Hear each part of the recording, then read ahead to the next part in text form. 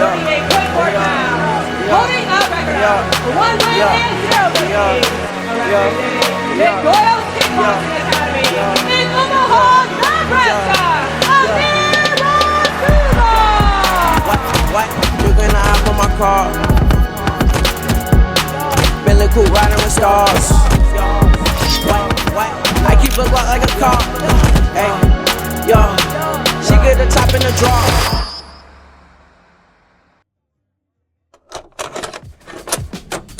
That front kick up the middle. That left hand hurt him bad. He's doing it again. Again, the hesitation. Oh! He gets another. Have you ever watched a UFC or MMA fight and thought to yourself, I could do that?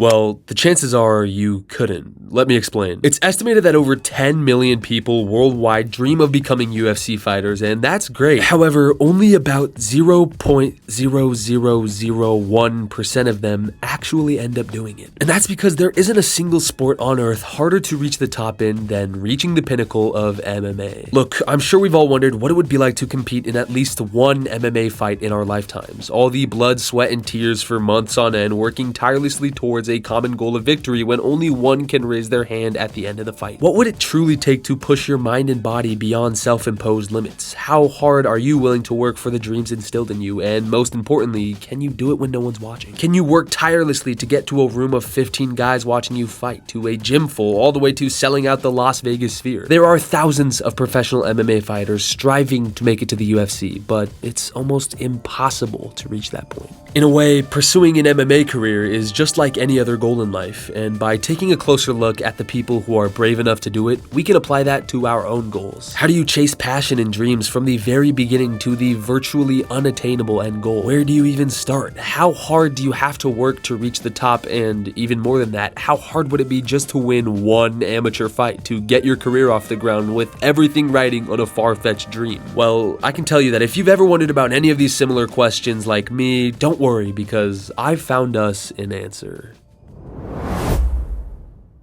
My name is Amir Rasulov. I'm 18 years old, and I want to be a UFC champion. Ooh, big pop. Listen to that reception. Oh yeah, big pop for Amir.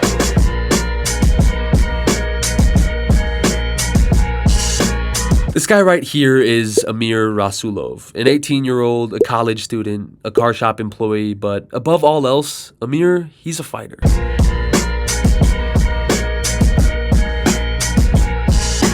In his MMA debut back in January, he won via unanimous decision, officially becoming 1-0. That's great and all, but one amateur win isn't getting you a title shot against Alexandre Pantoja. In fact, most of the time, fighters will have to win plenty of amateur fights without losing before being given a shot in a pro league, an entry-level pro league at that. And if they manage to have long-reigning success there, they'll have the opportunity to jump from pro league to pro league to pro league for years and years and years before even scratching the surface of the Contender Series, in which you'll have to then wow some of the highest level MMA minds against some of the highest level MMA competitors who want to win just as bad as you do. Once you finally accomplish the monumental task of making it to the UFC, all you have to do from there is continually win every single fight handed to you, building a larger than life brand and style to propel you to bigger and bigger fights, beating the best competitors in the world night in and night out until you finally reach your penultimate goal of the coveted title fight. And then you have to win that title fight against a guy who's more than likely 10 times better and more experienced than you. Hell, most champions are pushing 40 years old just because of how long it takes to reach the top. Is that 0.0001% chance starting to click yet? So, how the hell does anyone have the courage to start at just one win and attempt to make it all the way to the top of that mountain? How much training does it take over decades to reach that goal? Matter of fact, how much training would it take just to reach that next step?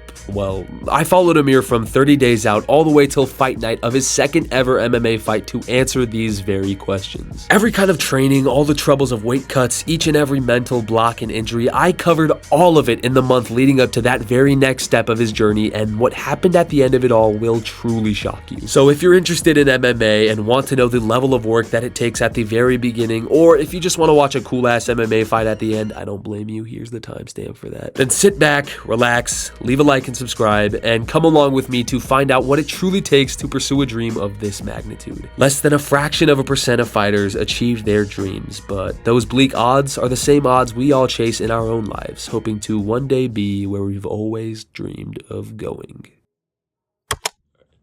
And I'm just wondering, like, can I post this video regardless of if you win or if you lose? Like, Yeah, 100%. 100%? Yes, sir. Even if you get knocked out, like, you want this video out? Yeah, it's a journey, so gotta post it. But I don't plan on getting knocked out. That's for sure. All right.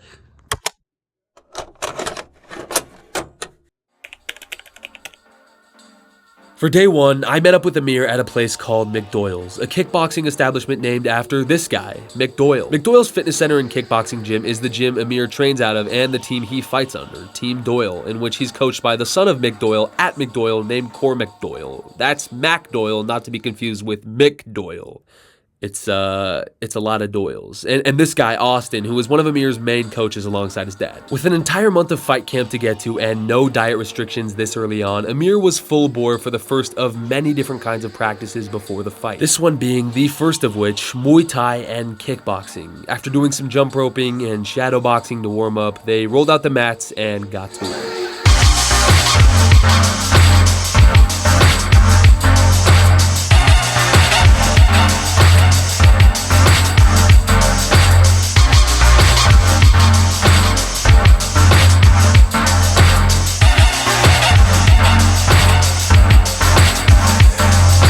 The first general student session ended, but for Amir and the rest of the Muay Thai team, the practice was just beginning. Amir jumped from running outside to indoor cable conditioning to relentless minute-long spurts of bag punching to build stamina, but throughout it all, the biggest thing that stood out was the level of support between all the teammates and coaches. In my mind, fighting is 1 versus 1, and I wasn't expecting to witness the dedication that this wide array of people with vastly different views, lives, and goals had in simply pushing one another to improve. It didn't matter if someone was young or old or a guy or a girl, any of it. They simply were there to work, and I think that's evidence of a strong environment and strong coaching. The two coaches, Austin Bailey and Cormac Doyle, they're the lead Muay Thai coaches, my striking coaches over at Mix. Cormac, he's like a big brother to me. He's like a very supportive man. We always got along very well. I won a national title with him in the corner with me. Austin, he's one of those people that really cares about how you're doing. He's just a very genuine person. That's the word I'm looking for. Austin is very genuine.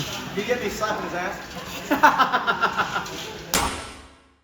The first type of practice was complete with many more just like that one to come over the next month, but I won't bore you by showing you every single practice. Instead, we'll be jumping from one kind to another in order, and I think there's no better way to show that contrast than with a totally different environment at a program called Best Wrestler.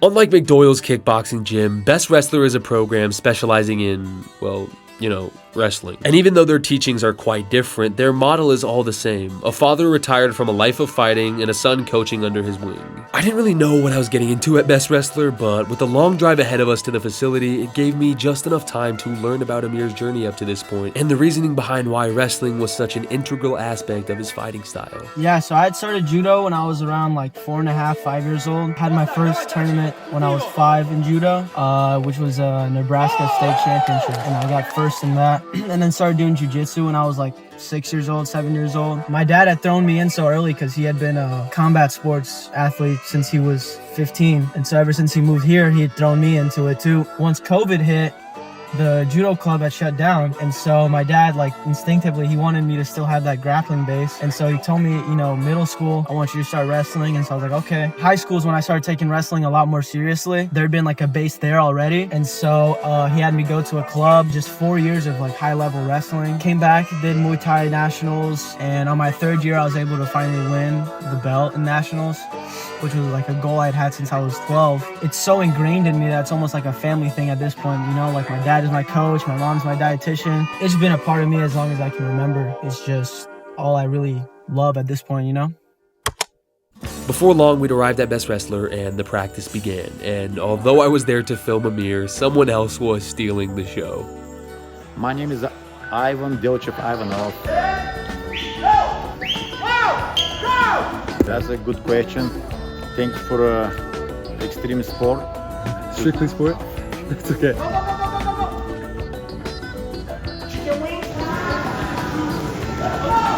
Go back. Okay. Strictly sport. Yeah. That's not your business, Charlie. Your business, listen to the coach, and you back me right now. Nothing else. Oh, good job, man. It looks kind of goofy, but that's the way, I promise. Trust me. Don't even try, yo. Don't even try stocking. This is Coach Ivan Delchev, or Ivan Ivanov, the man behind Best Wrestler and coach behind one of the most impressive resumes of disciples I've ever seen, even including his son, Georgi Ivanov. Just to give you an idea of Georgi, a part of his description reads, while Georgi was a full-time coach, he completed his master's degree in strategic communication and leadership. Simultaneously, Georgi married his wife, Whitney Ivanova, and traveled back to his home country of Bulgaria to make the world an Olympic team. Damn. And that's just one of dozens of Olympians that Coach Ivanov has coached. The sport of wrestling means a lot to me. That's my life. I've been in Bulgaria as a head coach and opened the first Olympic training center in Africa, developed a sport of wrestling in Africa, and then they asked me to go around that program for 2 years, and I coaching in Tunisia was first year, and then the second year we went to Senegal, and I coached African girls for 2 years. Out of that program, I have 3 Olympians. My son Georgi Ivanov, he's Olympian of 2016. During the COVID, I moved to Iowa with my son Georgi Ivanov, and we started our program, the Best Wrestler Club. We are so fortunate to have this facility and producing a lot of champions. National champions. We have a world champion. It's safe to say that Amir was in great hands working with Coach Ivanov, and he was still in great hands working with his sparring partner too, Charlie Hall, who competed alongside Amir in varsity high school wrestling at Westside High School. With the warm-up over and done with, and Coach Ivanov's rambunctious instruction through with, there was nothing left to do but get to work.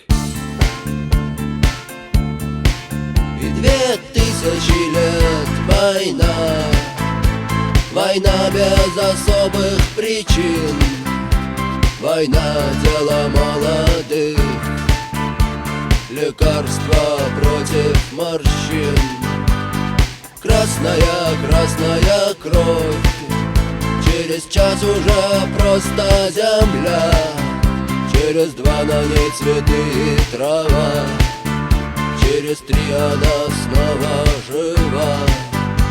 Согрета лучами звезды по имени Солнце.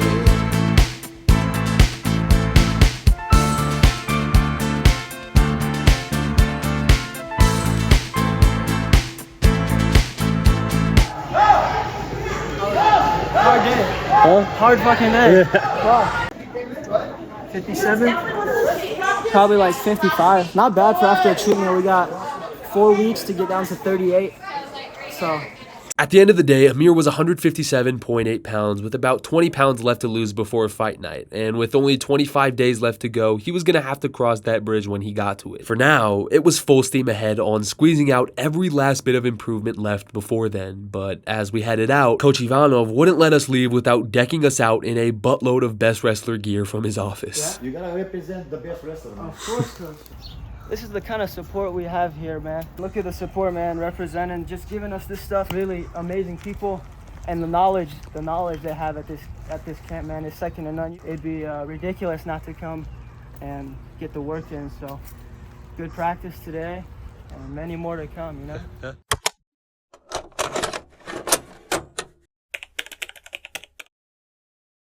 On the 10th day, it was back to McDoyle's for a boxing-centric day, and this was the day that some of my questions started to get answers, as Amir's dad would be joining him for some extra work after practice, but that's for after practice, as Amir still had an entire first boxing section to get through, so that's exactly what he did. Jump roping to get the blood pumping and the feet moving before finally getting started with his partner, Knox.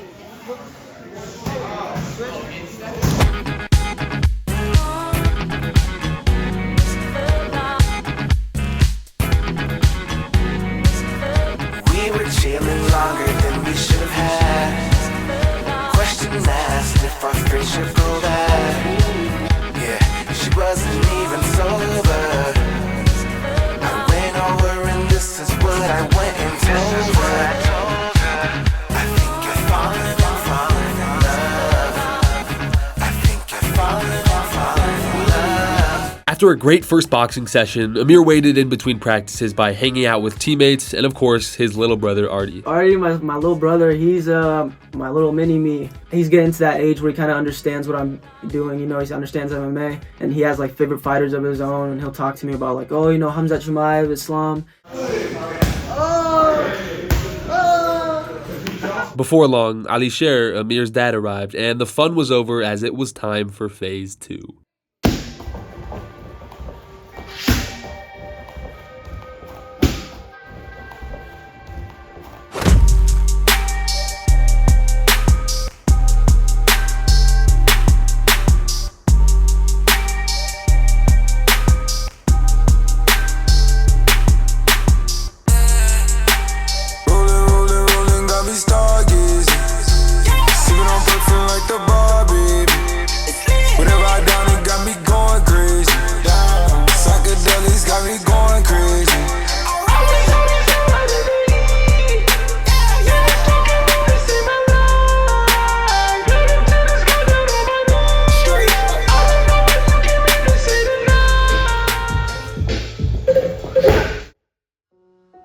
Watching Amir work with his dad with his little sister in the room over and his little brother watching along the entire time, some things I'd wondered back at the beginning began to finally click for me. At the start of this video, I asked what it would take for someone to be able to pour so much into a dream so slim, and the answer isn't just passion or fame, but it's family. It sounds cliche, but it's a support system so interwoven with the goal that it becomes their goal too, that helps you achieve it in the first place. My dad, I mean, I don't even know where to start. He's been my head coach since day one, so I want to do everything to win in front of my dad, you know, so he's just a very special person to me. My mom, she's one of the most supportive people in my life for sure. I know that what I do definitely gives her a heart attack, fighting, seeing your son have to take punches and take hits and all that stuff, but she's supported nonetheless. She just sets an example herself, you know, like she works hard herself, and she's really my rock, if that makes sense. My sister, she's like a best friend, you know, but I'll never tell it to her face. She's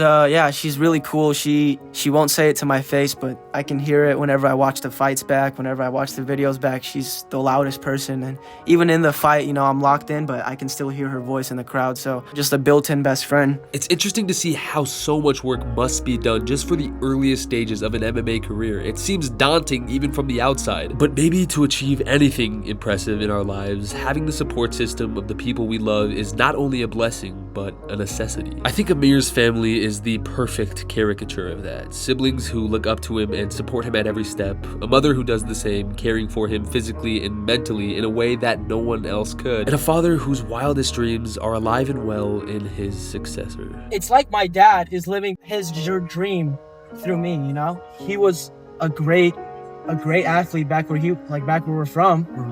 Came here and just poured all of it into me. Like, I mean, you see it on like Instagram Reels. Your dad is the only person who will ever want you to do better than him. Yeah. But that's real, bro. My dad's been my head coach, and I've been my dad's only student for damn near 14, 15 years. Like, all this hard work is going towards the end goal. Alhamdulillah that everything has been going that way, you know? Yeah. That everything has been leading towards that course. One day when I'm sitting there and I have my UFC belts, then this video is gonna make sense. But for now, it's gonna be like, oh, what is this dude talking about? But everyone will see one day, you know what I mean? Like, one day this video is gonna be like, he knew what he was talking about, you know what I mean? Yeah.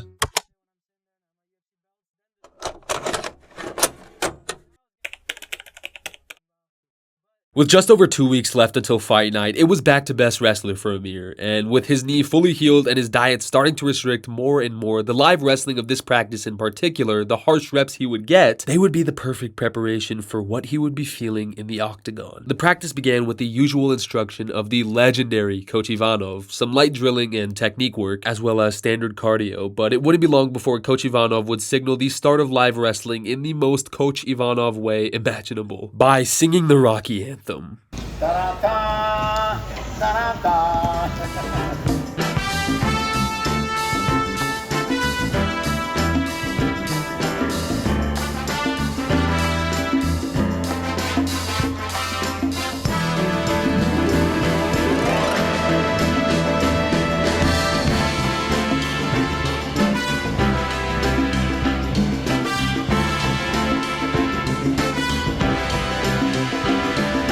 The live wrestling was taxing, but Amir was holding his own, so much so that he got to spar with Georgi Ivanov. And in case you forgot, I'm talking about two-time Olympian, Bulgarian national champion, NCAA All-American, Pac-12 champion Georgi Ivanov. Yeah.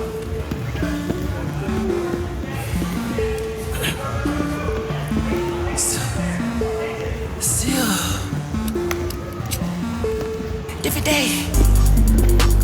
I just be styling this hard to sleep. See her. She never made it hard for me. See her. He got beat, but can you blame him? Anyways, back to wrestling.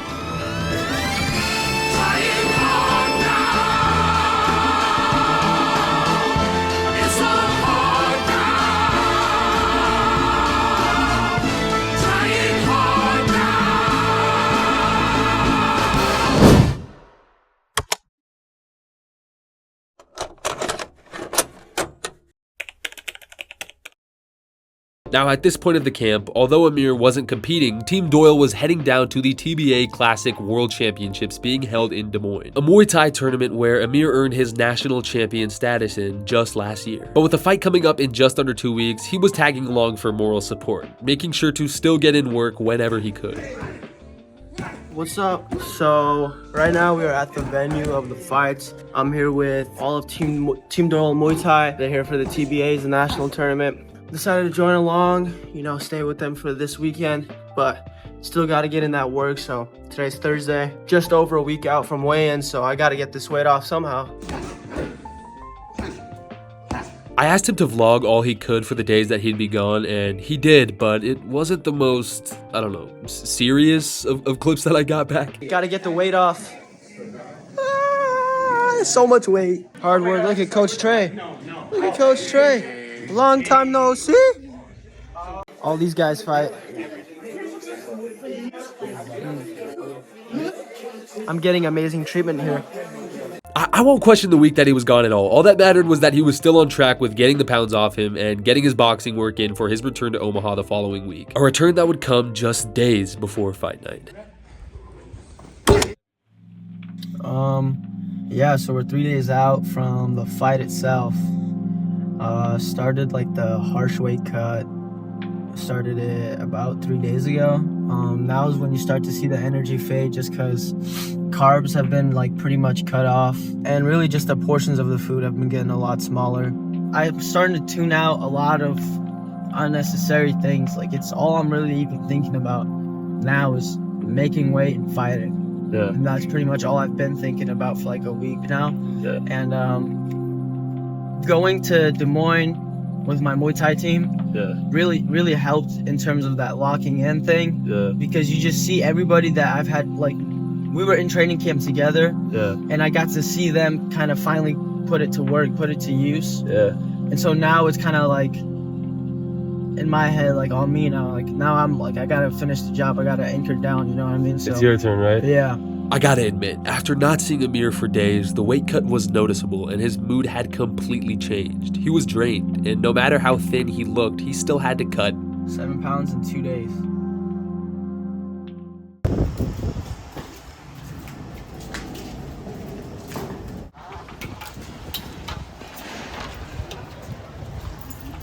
$147. What's the math on that? How much you gotta lose? I'm trying to do the math. Brain's working slow. 147. What do you need to get? What do you need to get? 9 pounds? Yeah, 9 pounds. Jeez. With 9 pounds left to lose in only 3 days, Amir had no time to waste, layering up and lacing up for some harsh training on an empty stomach. I've been out here head first, always like the head first. Signal coming in and out. Hope you're doing well, bruh.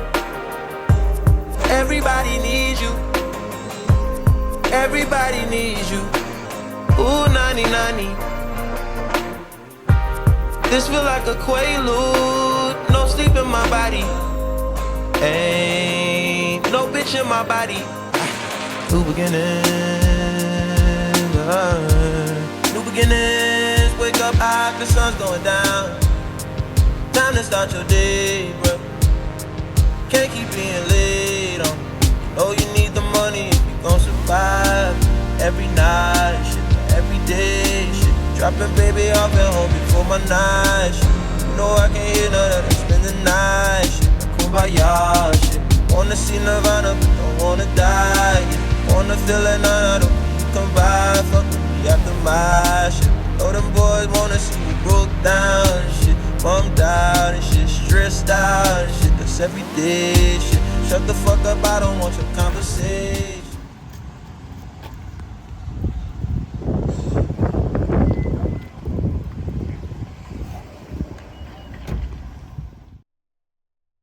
With the workout done, it was finally time for Amir to get some food in his body at lunch, which consisted of him being 4 pounds overweight with 3 days left to go, so it was nothing. Just a monster energy to get him through the entire day of training. It was my first time experiencing a real weight cut of this caliber, and it seemed for the first time that even above wanting to win, Amir wanted to eat. What are you most looking forward to for after the fight? Like, after you hopefully win? And it honestly depends on what time of the day you're asking me. Like, right now, the first thing that came to mind, the 2 big C's, Canes and Crumble. Get myself a Caniac combo and then a 6-pack Crumble. Domino's pan pizza, like the thicker one. Yeah.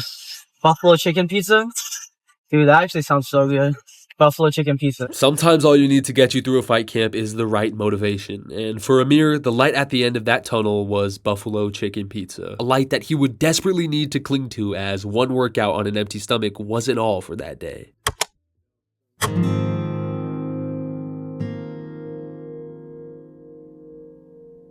That night, I headed to Amir's basement, which was less of a basement and more of a love letter to fighting. Decked out with every fight poster imaginable, all of Amir and Sabina's numerous awards, and a blue mat to get to work.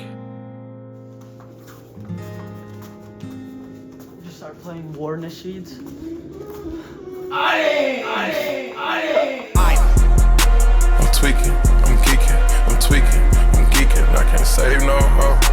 I'm tweaking, I'm geeking, I'm tweaking, I'm geeking, I'm tweaking, I'm geeking. I can't save no hoe. Met the bitch in the club and you fall in love and you know you're dead or you're wrong. It's whatever they talking about you whenever, no matter you dead or you gone. After a while of wrestling, Amir and his sparring partner Sam seemed drained, but right when I thought the session was coming to an end, Amir's dad arrived for some much needed motivation.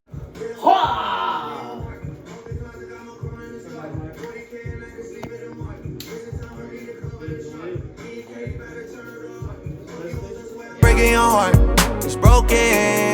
I bought the house just to knock this shit down. I bought the rose just to take it apart. She bought her ass, now she making it arch. Doctor's office was the last time that you niggas even had your name on the chart. Shorty graduated playing it smart. It's the most cardio I did in a while.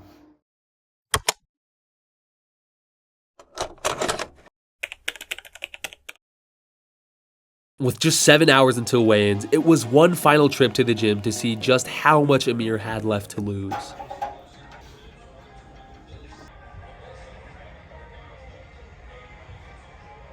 $139.2.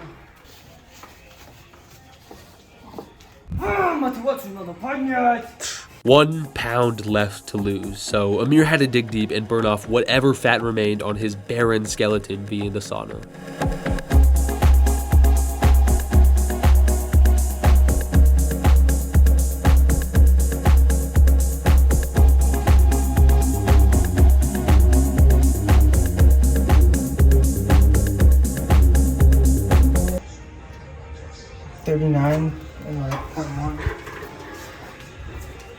After a few trips to the sauna, it clearly wasn't making a dent, so Amir changed it up and headed to the pool for some extra training. Sorry, not the indoor pool, the outdoor pool. Hey, but don't let the colorful floaties and water slides fool you. Amir was absolutely locked in. You look locked in. Huh? You look locked in. I am locked in, bro. After some lung training, soaking, and a cold plunge to cool off, Amir weighed himself one last time.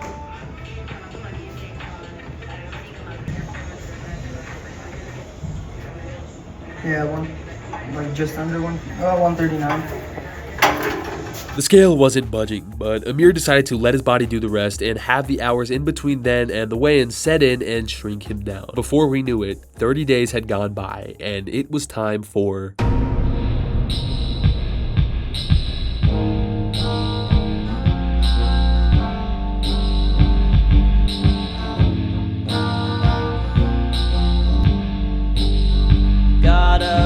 Amir's entire family had come to show support as the committee ran a few tests and finalized everything for the entire card tomorrow. The tests weren't smooth sailing, however, as the weight cut had seemed to take its toll on Amir's blood pressure when reintroducing food into his body, so after a short wait and break, he returned to try again. With and without you. He passed, and after a few more tests and many greetings, it was time for him to face off against his opponent for the very first time in person, and the room was definitely tense. Ain't no hole about it, motherfucker. If you want to get down, we can get down right now. And then we can get down again tomorrow. Yeah, man, ain't no punk in this, motherfucker. All of the wheels have come off, and I can't wait for what's next.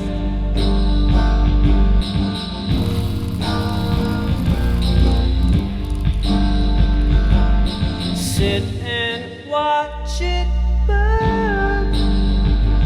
I once said, now I spit on the flame.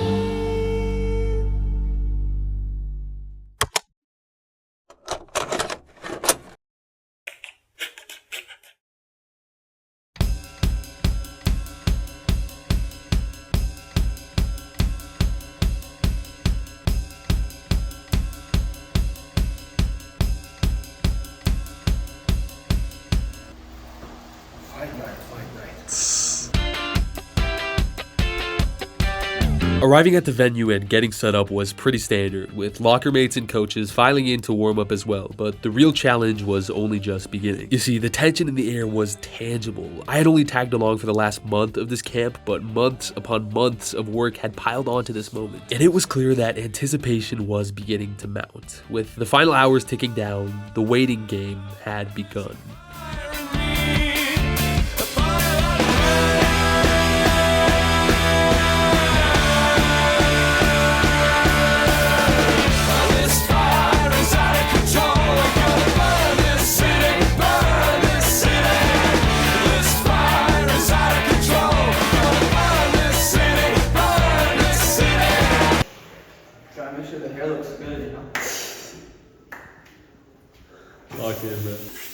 I'm only washing my hands because I'm on camera. Dude, what kind of a sink is this, dude? What the fuck? Alright, maybe the wait wasn't as intense as I'm making it out to be. Certainly not for some others. But the reality would soon set in as the rest of Amir's team trickled in and it came time for debriefing.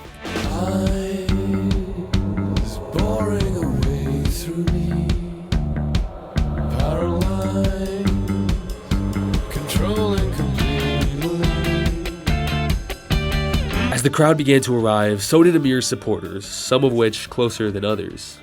Mom's here? Sister here? Yeah. My boy Artie here? Yeah. This is Willie Stewart, aka Coach Willie, a black belt personal trainer and coach who's cornered 3 world champions, and after the first half of taping was up from him, it was time for Amir to come face to face with his opponent for the first time all night amidst the fighter parade, an event that marked the start of the fights for the fans and the final countdown for the fighters. Oh, baby.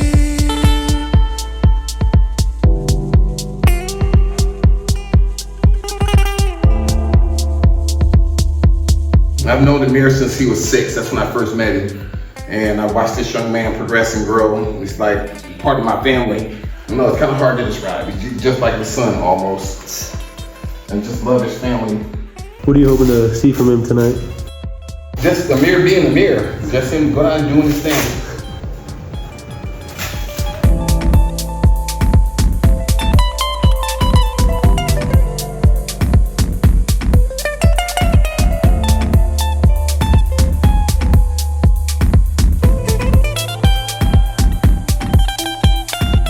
Willie finished taping up Amir, and his corner helped him get into the right mindset and right gear. Before long, one of Amir's locker mates returned victorious from their first fight of the night, and as the second fight commenced, so did Amir's warm-up.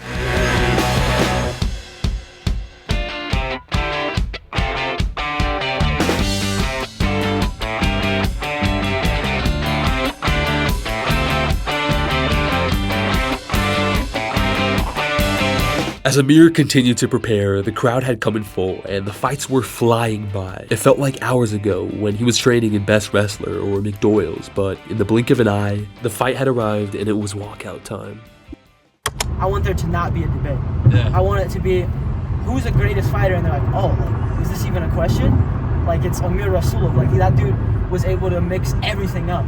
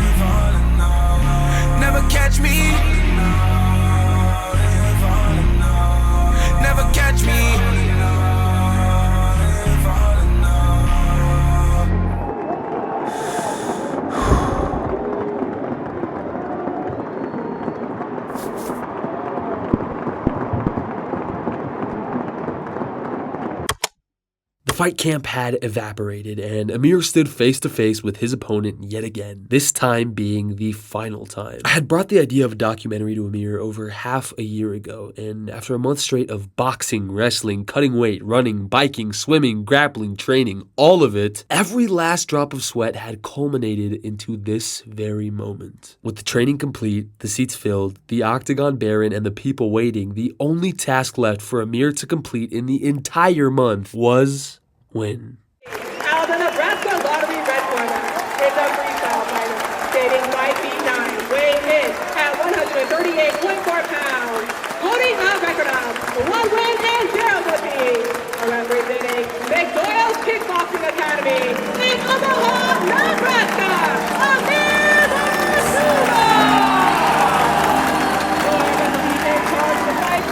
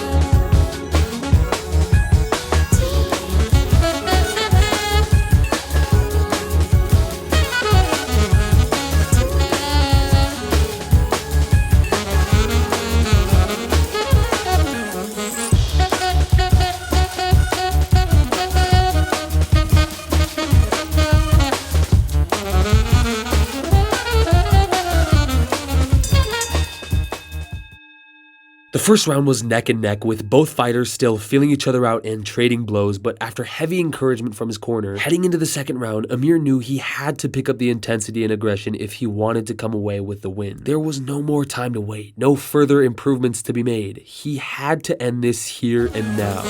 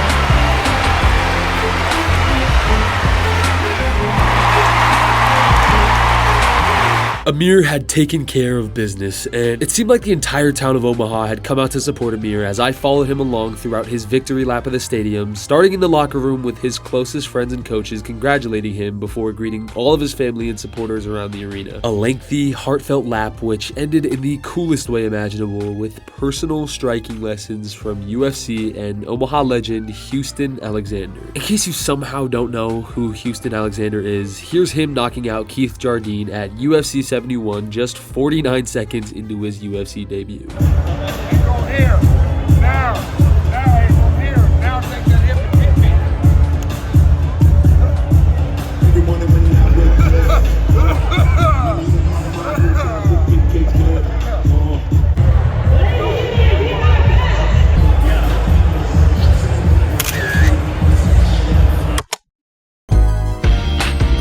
Amir ended a great night in the way he'd been craving all camp long, with lots and lots of the worst food on the planet, food that he earned with a job well done. He ate crumble, celebrated with family and friends, and watched UFC, watching the very people he was aspiring to one day beat. And in case you're wondering, yes, he got his buffalo pizza.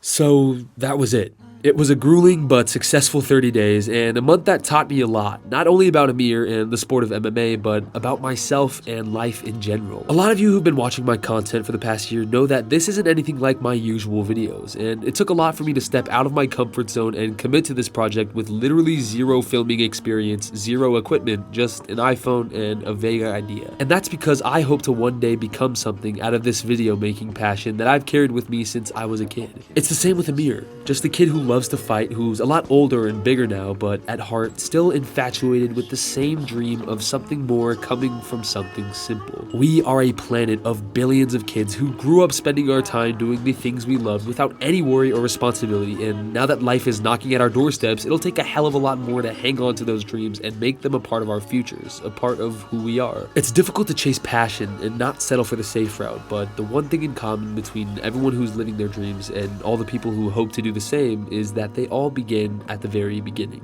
There's no way up but up. There's nowhere to step except forward, and you can't become anything without doing anything, so remember that small steps are steps nonetheless. If I want you to walk away from this video with anything at all, it's that life is puny enough to where no career path is safe nor risky, no pursuit is safe nor risky, and no dream is safe nor risky. All that exists are the things you so badly desire and the inner choice of whether they belong to you or someone willing to sacrifice more. So I want you to consider what 5-year-old you would think of the path you're headed down, and I hope that he or she would smile at it, because we're all just kids chasing far-fetched goals and dreams, whether they're a decade away, next year, in 6 months, or maybe just 30 days out.